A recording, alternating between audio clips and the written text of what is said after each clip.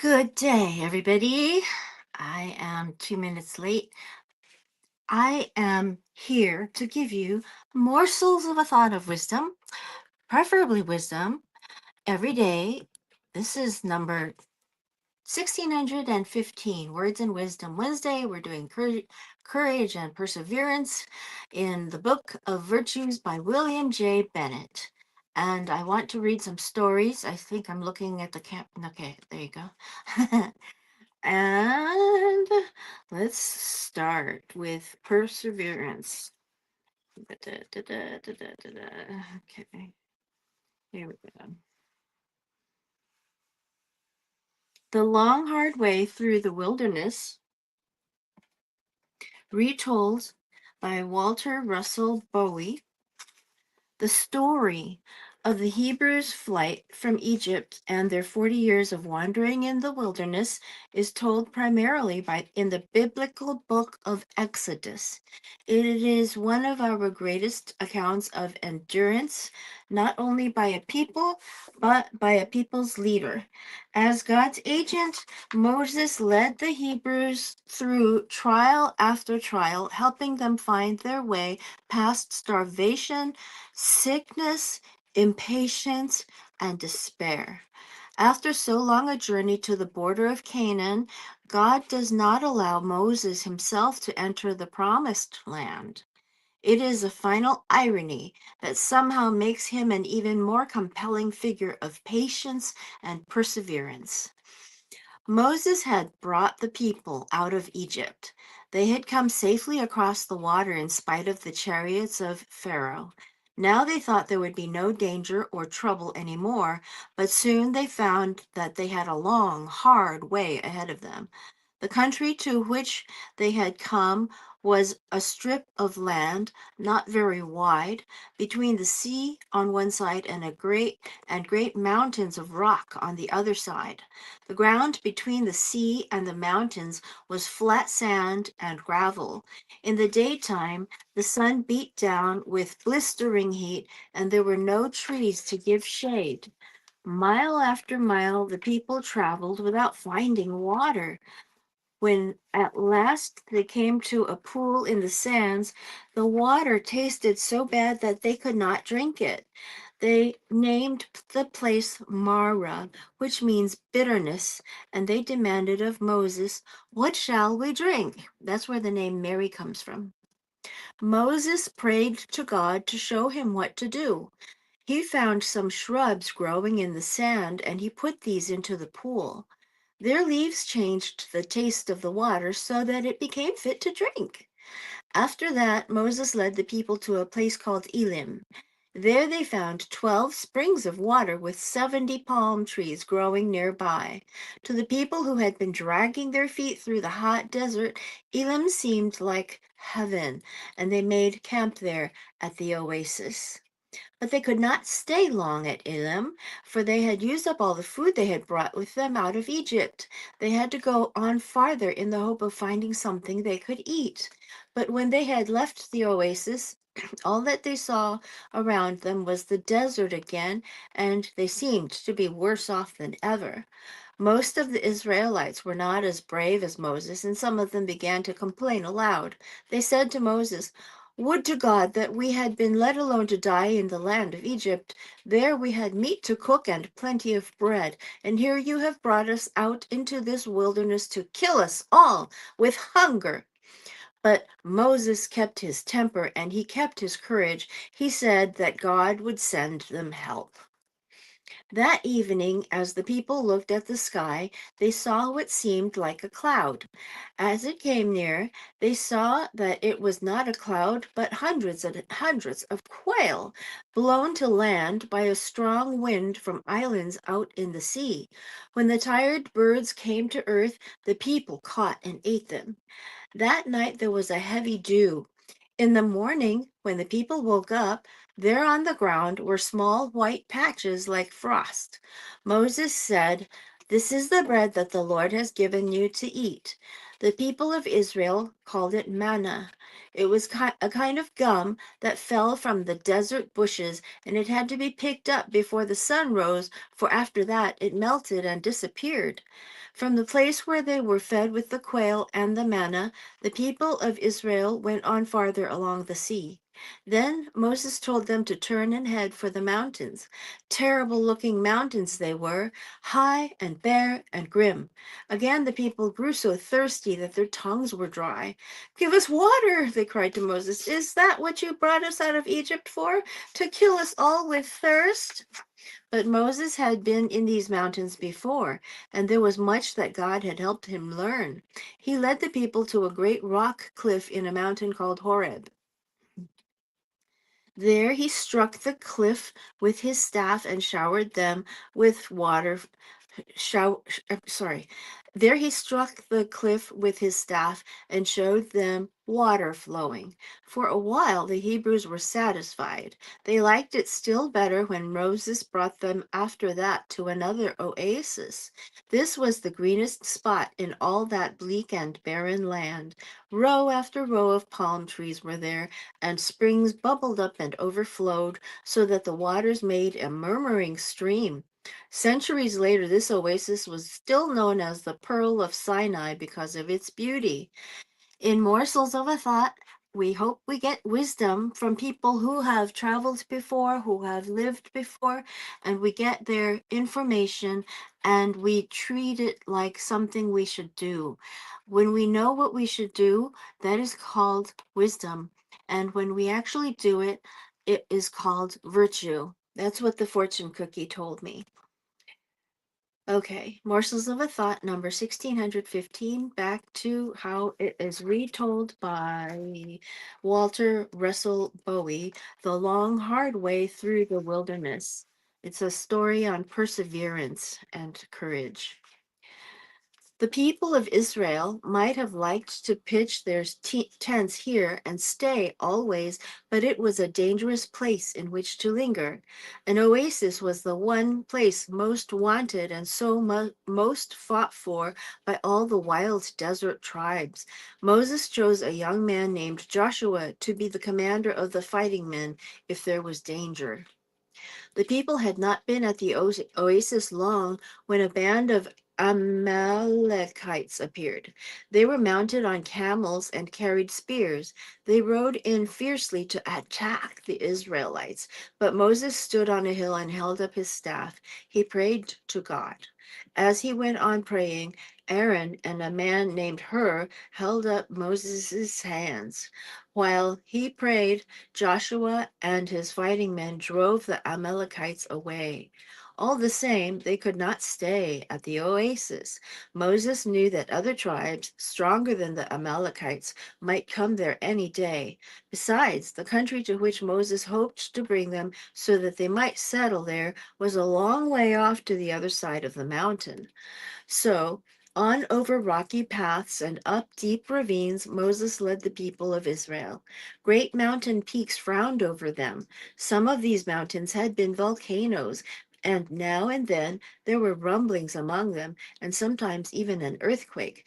But it was in country like this that Moses, when he had first fled from Pharaoh, had seen the burning bush and learned and heard the voice of God telling him to bring his people out of Egypt. In these same mountains, Moses was to hear something else from God, something even more important. While the people were camped in a valley, Moses climbed high on the greatest of the mountains, Mount Sinai. The people watched him until he disappeared in the distance. Hours and hours went by, and he did not come back. Up there, all alone, with only the rocks around him and the sky above, Moses thought and prayed. What did God want him to teach the people? How did God want them to behave? Excuse me. Then it was as though Moses saw what he wanted to know. Oh. He saw the glory of God passing by and heard God's voice telling him what he needed to understand. God would give him the commandments, which from this time all people must obey. After Moses had taught the people the Ten Commandments, he taught them a great deal more about how they were to live together. He taught them how to arrange the camps on the march, how to keep clean, how to be healthy, and what to do when anyone was sick. He told them what to do to remember God and worship Him. They were to make a beautiful little chest called the ark, and in it they were to carry the stone tablets on which were written the Ten Commandments. They were also to make a tabernacle, which was a tent made of the skins of animals. They were to put this tent up whenever they camped and have it for the place where they would pray to God. Before long, the Israelites left the valley at the foot of Mount Sinai and started on their way again. The ark was carried before them. Moses was still their leader.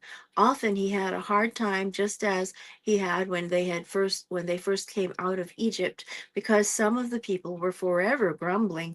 They said they were tired of eating manna all the time. They were tired of going thirsty on long journeys when there was not even so much as a water hole in the barren ground. They kept thinking of Egypt and telling one another that they wished they were back there. When they were there, they had wanted more than anything out to be out of the country, but they forgot that now. What they remembered was the good things they had had to eat. We remember the fish, they said, the cucumbers and the melons. In Egypt, there was the Nile with fish for anybody's taking, and there were fresh vegetables and fruits. But here, there was nothing but sand and blistering sun and emptiness. Once or twice, the people nearly rebelled. Whenever Moses went by the tents and heard the people in them complaining, he was sad, but he would not let them think he was discouraged. He went off by himself and told everything to God in prayer. It seemed to him that God had given him more to do than any one man could manage. I am not able to take care of all these people alone, he said. It is too much for me. But when he prayed, God gave him new strength and he went on. All this time, by slow marches, the people were traveling farther north beyond the mountains toward the country where Moses believed God meant them to be. It was the same country to which Abraham had come long before, and it was called the Promised Land. They were near enough to its borders now for Moses to plan how they should enter it.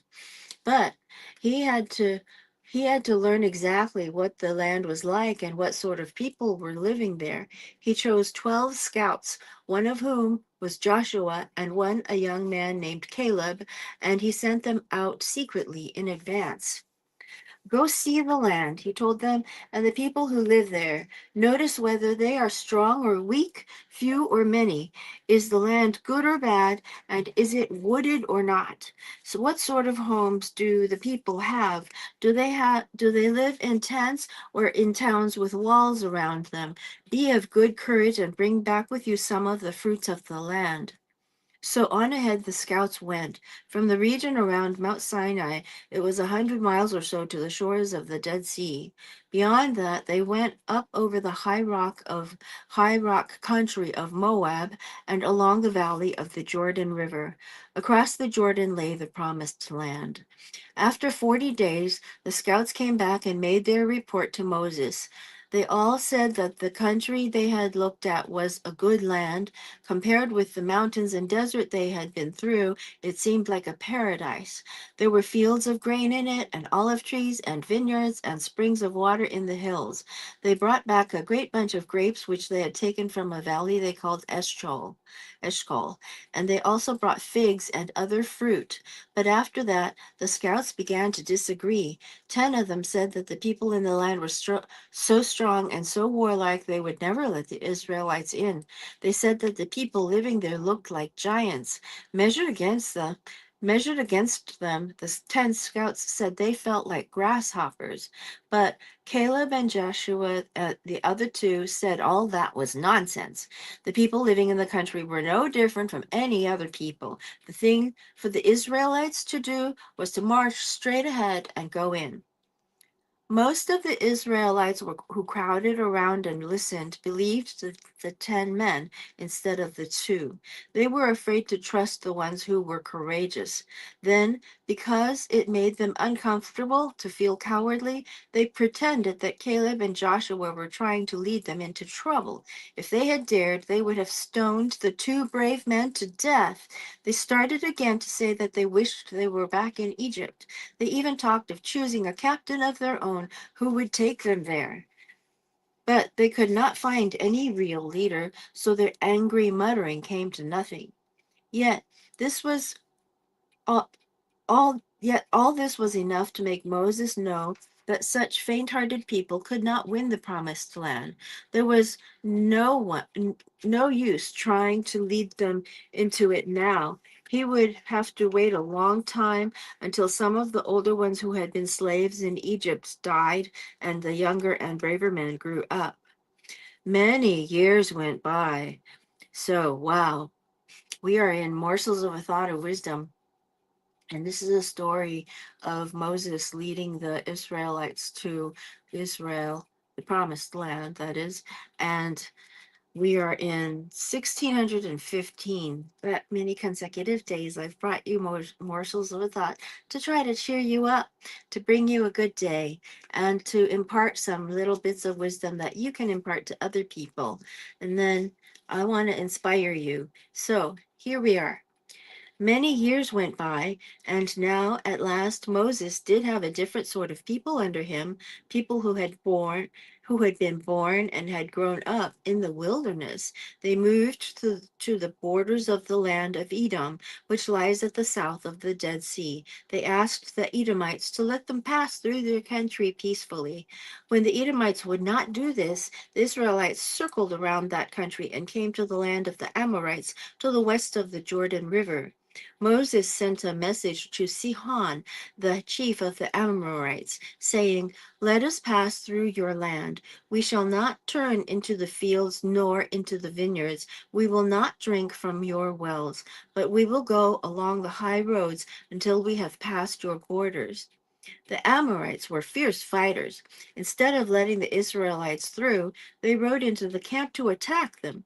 But the younger men who followed Moses and Joshua now were no cowards. They beat off Sihon and his Amorites. And afterward, when Og, the chief of another one of the desert tribes, tried to stop them, they defeated him too. They were coming close to the promised land. But Moses was not to go in with them. He was an old man now. He went up one day to the top of Mount Nebo, 4,000 feet above the waters of the Dead Sea. Across the Jordan River, he could see the walled city of Jericho. The springs were fed by the streams that flowed from the hills above. Moses could see mile after mile of the promised land, which his people would surely enter. There, on the mountaintop, he died, and it is written that he was buried, quote, in a valley in the land of Moab, but no man knoweth of his grave unto this day, end quote. Wow, that's called perseverance and courage. So I want to read about courage as well. And my bookmark appears to have fallen out. Courage. There we go.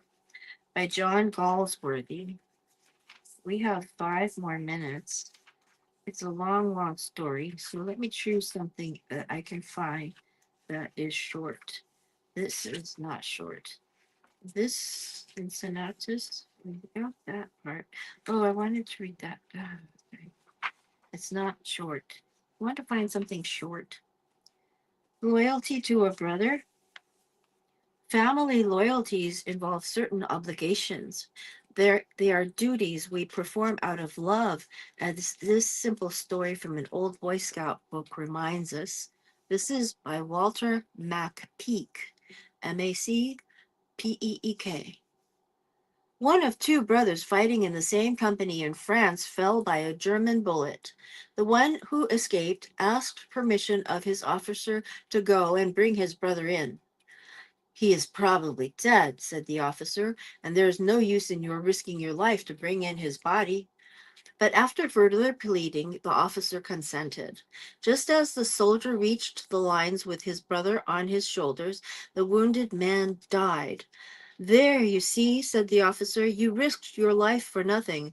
No, replied Tom, I did what he expected of me, and I have my reward. When I crept up to him and took him in my arms, he said, Tom, I knew you would come. I just felt you would come. There you have the gist of it all. Somebody expects something fine and noble and unselfish of us. Someone expects us to be faithful. And I think Home Sweet Home is short too. A little short. Okay. Home Sweet Home by John Howard Payne. Home is the place where we find comfort, security, memories, friendship, hospitality, and above all, family. It is the place that deserves our commitment and loyalty. Mid pleasures and palaces though we may roam, be it ever so humble, there's no place like home. A charm from the sky seems to hallow us there, which seek through the world is ne'er met with elsewhere. Home, home, sweet, sweet home. There's no place like home. There's no place like home. On exile from home, splendor dazzles in vain. Oh, give me my lowly thatched cottage again. The birds singing gaily that came at my call, give me them and the peace of mind dearer than all. Home, home, sweet, sweet home. There's no place like home. There's no place like home. How 'tis how sweet 'tis to sit neath a fond father's smile, and the caress of a mother to soothe and beguile. Let others delight mid new pleasures to roam, but give me, oh, give me the pleasures of home. Home, home, sweet, sweet home. There's no place like home. There's no place like home. To thee I'll return, overburdened with care. The heart's dearest solace will smile on me there. No more from that cottage again will I roam. Be it ever so humble, there's no place like home. Home, home, sweet, sweet home. There's no place like home. There's no place like home. These are on loyalty. Loyalty to a brother and home, sweet home. Only a Dad by Edgar Guest. We should not forget to sing praises for devoted fathers, especially our own. This Edgar Guest poem may help us remember that the only reward a devoted father seeks is his family's flourishing. And may we never forget, as Shakespeare's King Lear told us, how sharper than a serpent's tooth it is to have a thankless child. End quote. Only a dad with a tired face coming home from the daily race, bringing little of gold or fame to show how well he has played the game, but glad in his heart that his own rejoiced to see him come and hear his voice. Only a dad with a brood of four, one of 10 million men or more, plodding along in the daily strife, bearing the whips and the scorns of life, with never a whimper of pain or hate, for the sake of those who at home await. Only a dad, neither rich nor proud, merely one of the surging crowd, toiling, striving from day to day, facing whatever may come his way, silent whenever the harsh condemn, and bearing it all for the love of them. Only a dad, but he gives his all to smooth the way for his children small, doing with courage stern and grim the deeds that his father did for him. This is the line that for him I pen. Only a dad, but the best of men. So we've got loyalty and perseverance and courage. Okay? Old Kinderhead.